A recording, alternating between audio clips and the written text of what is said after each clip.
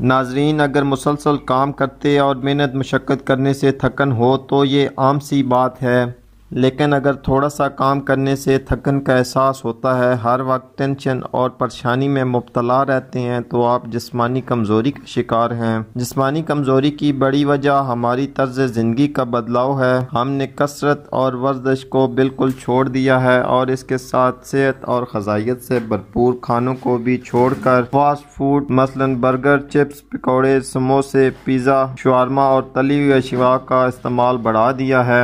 یہ تمام چیزیں ہمارے لیے نقصان دہ ہیں، اس لیے اگر ہم ان تمام چیزوں کا استعمال ترک کر دیں، سادہ اور گھریلو کھانوں کا استعمال کریں اور ساتھ ہمارے بتائے ہوئے نسخے کو استعمال کریں تو بہت جلد جسمانی کمزوری کو دور کر سکتے ہیں۔ آپ کی عمر جتنی بھی ہو، آپ ہمیشہ تندرست اور جوان نظر آئیں گے۔ آج ہم آپ کو انتہائی سادے اور آسان دو مفید گھریلو نسخے بتائیں گے جن کے استعمال سے جسمانی کمزوری دور ہو جائے گی۔ ہمارے بتائے گئے نسخوں میں سے آپ کوئی بھی نسخہ استعمال کر سکتے ہیں یا ان دونوں کو ترتیب بنا کر اکٹھے بھی استعمال کر سکتے ہیں، یا جو نسخہ آپ کو پسند آئے وہ استعمال کریں، مگر اس کا استعمال 2 سے 3 ہفتوں تک لازمی کریں، کیونکہ زیادہ تر لوگ ایک نسخے کو 1-2 دن استعمال کر کے پریشان ہو جاتے ہیں کہ یہ نسخہ کام نہیں کر رہا تو دوسرا استعمال کرنا شروع کر دیتے ہیں، اس لیے نسخے سے پورا فائدہ حاصل نہیں کر پاتے۔